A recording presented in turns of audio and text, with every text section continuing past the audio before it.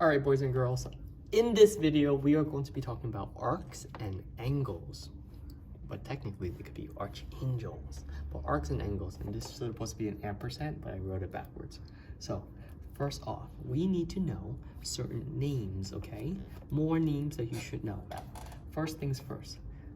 Like, you notice this piece? From here to here, this is what we call a minor arc, okay? It makes sense because it's less than 180. Anything more than 180 degrees, right, is going to be called a major arc, okay? So here we have minor arc, major arc. And finally, an intersected arc, right?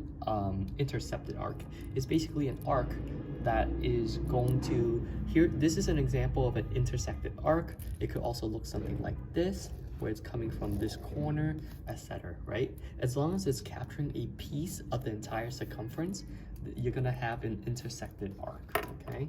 Like this piece right here, okay? So that's what it is. You have minor, major, and intercepted arcs, okay? That's the first idea. The second idea is now with angles, okay? There's three types of angles, but the two main types that we are going to talk about really is the central angle, right? Because it's coming from the center to the outside, and the inscribed angle, which is over here. Notice how they share the same arc, okay? Both of them share the same arc.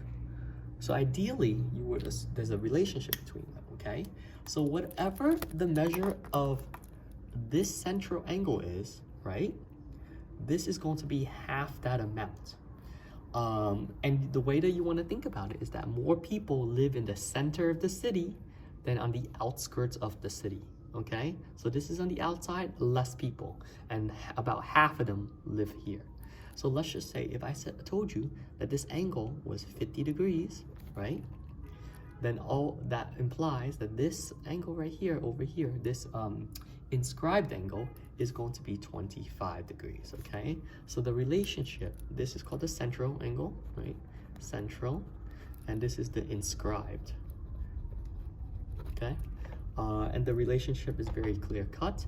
The inscribed angle is half the central, and the central is twice the size of the inscribed angle, okay?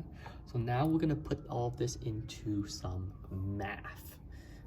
Let's take a look at this first question right here. It's a very simple question, but let's take a look at this. It wants us to find the value of y. This arc right now, they tell you, is 6y plus 12, right? And they gave you this little angle right here, okay? This little angle right here. Well, this little angle, right? This little angle is 27 degrees. And it has a relationship with this arc. This arc is considered 6y plus 12. And because this is an inscribed angle, keep in mind the relationship of the inscribed angle, right, is that it is half the size of the central angle, okay? The central angle is represented by 6y plus 12. So in this case right here, we're going to say 27 degrees, right, is 1/2 the size of the central angle. So the central angle is equal to this arc, which means it's 6y plus 12, okay? From here, we got 27 is equal to 3y plus 6, and then you simply solve, so minus 6 on both sides. And here you have 21 is equal to 3y divided by 3, y is equal to 7. So the answer to this question is that y is equal to 7. It's based on this relationship that we know that the inscribed arc is half of the central arc, okay? Or the central angle, okay? One more time, this one right here. Now, this one's a little bit harder, but it's the same idea. It says that the length of BC, right? BC right here is 3/8, right? This is 3/8 of the entire circle. Now, you have to know that a circle has 360 degrees.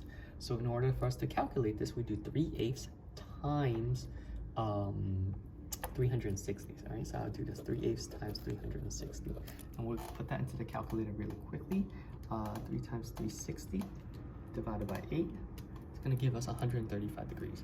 So basically, right here, this arc is 135 degrees, and because it's 135 degrees, the arc is equal to the central angle, okay? The arc is equal to the central angle, therefore, BAC, right, angle BAC equals 135. Now, how are we supposed to find angle BDC? BDC shares the same arc, right, as BAC. They share the same arc. BAC makes this arc, but BDC makes this arc, okay? Because they share the same same arc, there's a relationship between the central angle and the inscribed angle, right?